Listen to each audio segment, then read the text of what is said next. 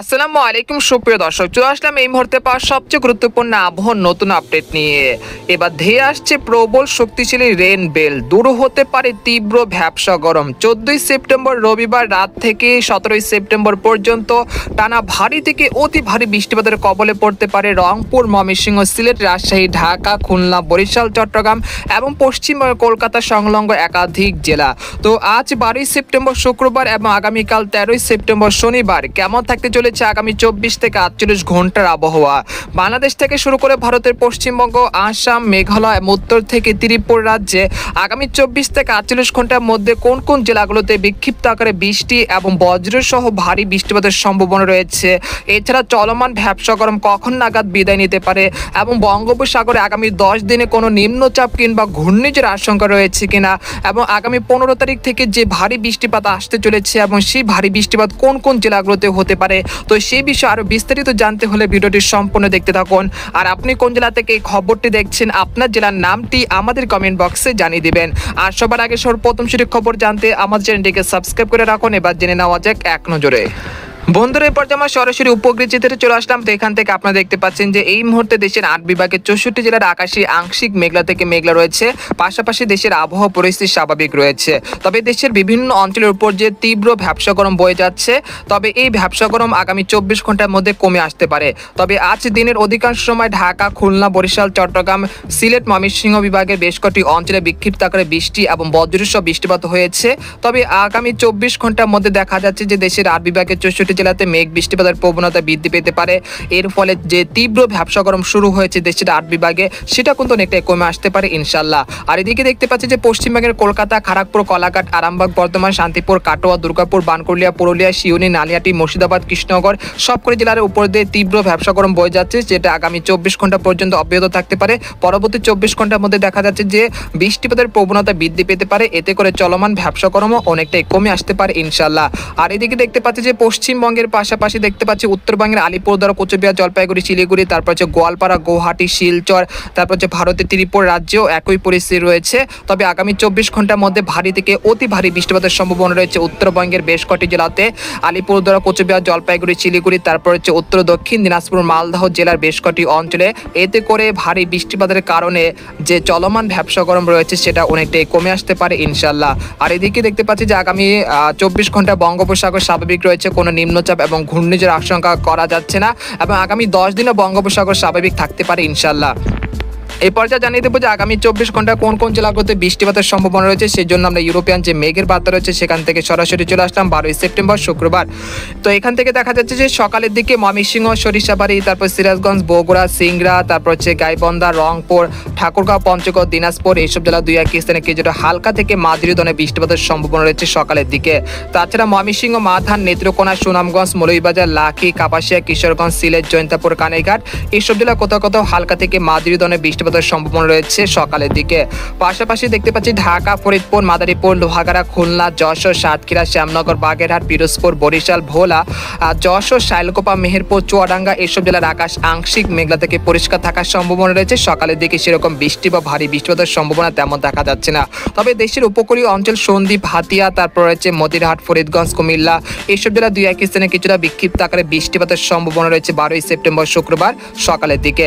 আর এদিকে দেখতে পাচ্ছি যে পার্বত্য চট্টগ্রাম বিভাগের খাগড়াছড়ি, রাঙ্গামাটি, বিলাইছড়ি, চট্টগ্রাম, সীতাকুণ্ড, কক্সবাজার, কুতুবদিয়া, মহেশখালী, টেকনাফ সবকটি জেলার আকাশ আংশিক মেঘলা থেকে পরিষ্কার থাকার সম্ভাবনা রয়েছে। সেরকম বৃষ্টি বা ভারী বৃষ্টিপাতের সম্ভাবনা তেমন দেখা যাচ্ছে না।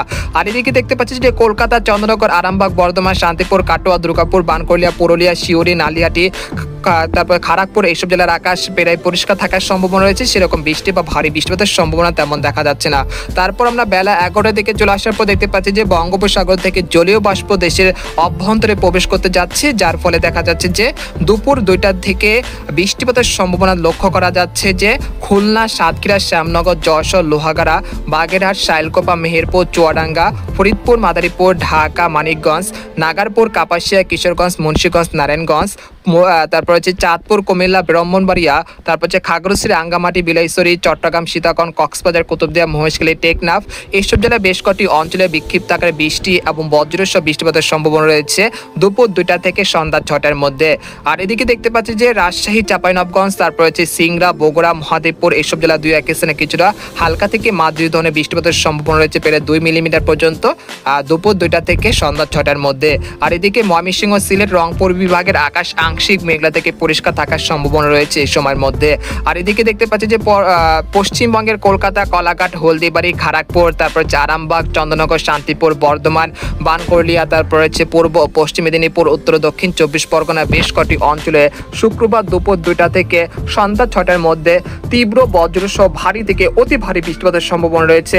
এতে করে গত কয়েকদিন যে তীব্র ভ্যাপসা গরম শুরু হয়েছিল পশ্চিমবঙ্গ জুড়ে, সেই ভ্যাপসা গরম অনেকটাই কমে আসতে পারে ইনশাল্লাহ।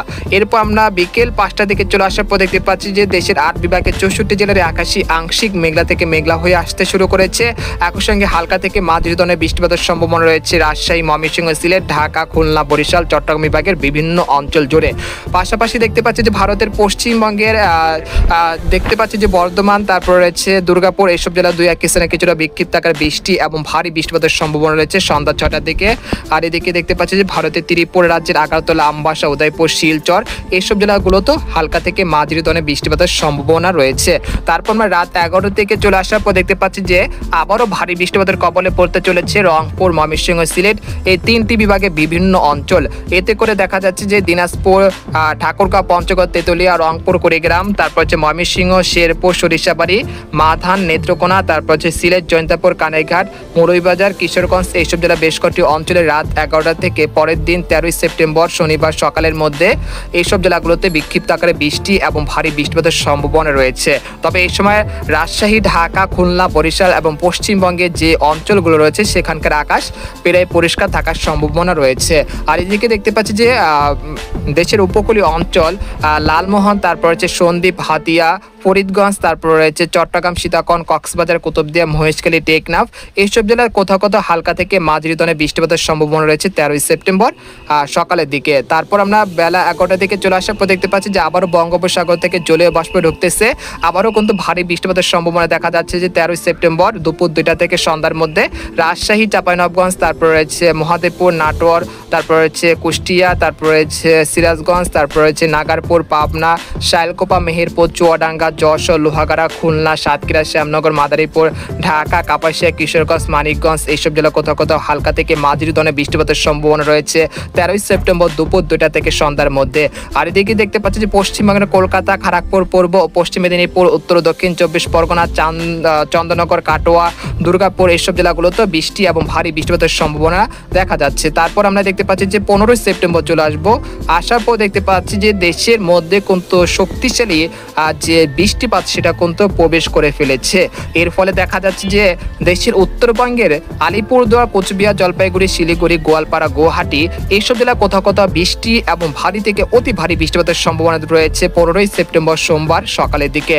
তাছাড়া রংপুর, ঠাকুরগাঁও, পঞ্চগড়, তেতুলিয়া, দিনাজপুর, কুড়িগ্রাম এইসব জেলা কোথাও কোথাও বৃষ্টি এবং ভারী বৃষ্টিপাতের সম্ভাবনা রয়েছে। তো আগামী দিনগুলোতে কোন কোন জেলাগুলোতে অতি ভারী বৃষ্টিপাতের রেড অ্যালার্ট রয়েছে সেই জেলাগুলো আপনাদেরকে এক নজরে দেখে দিচ্ছি। তো আমরা দেখতে পাচ্ছি যে আগামী 24 ঘন্টা বা আগামী 72 ঘন্টার মধ্যে রাজশাহী, চাঁপাইনবাবগঞ্জ, মহাদেবপুর, সিংড়া, বগুড়া, সিরাজগঞ্জ এইসব জেলা কোথাও কোথাও প্রায় 65 থেকে 70 মিলিমিটার পর্যন্ত ভারী থেকে অতি ভারী বৃষ্টিপাতের সম্ভাবনা রয়েছে।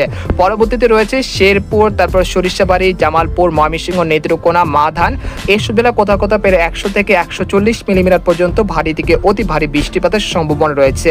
পরবর্তীতে কিশোরগঞ্জ, কাপাসিয়া, নাগারপুর, তারপর রয়েছে সিরাজগঞ্জ, গাজীপুর, ঢাকা, ফরিদপুর এসব জেলা কোথাও কোথাও প্রায় 100 থেকে 80 মিলিমিটার পর্যন্ত মাঝারি থেকে ভারী বৃষ্টিপাতের সম্ভাবনা রয়েছে। আর এদিকে দেখতে পাচ্ছি যে পরবর্তী 72 ঘন্টার মধ্যে সিলেট বিভাগে প্রতিটি জেলাতে প্রায় 170 থেকে 180 মিলিমিটার পর্যন্ত অতি ভারী বৃষ্টিপাতের রেড অ্যালার্ট রয়েছে আগামী 72 ঘন্টার মধ্যে। আর এদিকে দেখতে পাচ্ছি রংপুর, দিনাজপুর, ঠাকুরগাঁও, পঞ্চগড়, তেতুলিয়া, তারপর হচ্ছে কুড়িগ্রাম, গাইবান্ধা এইসব জেলা কোথাও কোথাও প্রায় 100 থেকে 140 মিলিমিটার পর্যন্ত ভারী থেকে অতি ভারী বৃষ্টিপাতের সম্ভাবনা রয়েছে আজ হতে আগামী 17 সেপ্টেম্বর মধ্যে। আর এদিকে দেখতে পাচ্ছি উত্তরবঙ্গের আলিপুরদুয়ার, কোচবিহার, জলপাইগুড়ি, শিলিগুড়ি, উত্তর দক্ষিণ দিনাজপুর, মালদহ জেলার বেশ কয়েকটি অঞ্চলেও প্রায় 100 থেকে 160 মিলিমিটার পর্যন্ত অতি ভারী বৃষ্টিপাতের সম্ভাবনা রয়েছে। অর্থাৎ বলা যাচ্ছে যে আগামী দিনগুলোতে বৃষ্টিপাতের প্রবণতা বৃদ্ধি পেতে শুরু করেছে। মূল বৃষ্টিপাত শুরু হয়ে যেতে পারে আগামী 15 সেপ্টেম্বর থেকে, যেটা চলতে পারে আগামী 17 সেপ্টেম্বর পর্যন্ত। এই সময় দেশের বিভিন্ন অঞ্চলে অতি ভারী বৃষ্টিপাতের কারণে নিম্ন অঞ্চল প্লাবিত হতে পারে। একই সঙ্গে রংপুর, ময়মনসিংহ, সিলেট বিভাগে বন্যা পরিস্থিতি তৈরি হওয়ার একটি আশঙ্কা করা যাচ্ছে আগামী 10 দিনে। তাই অবশ্যই আপনারা পূর্ব প্রস্তুতি নিয়ে রাখুন। তো আজকের খবর এখানে শেষ করতে চাচ্ছি। সবাই ভালো থাকবেন, সুস্থ থাকবেন। আল্লাহ হাফেজ।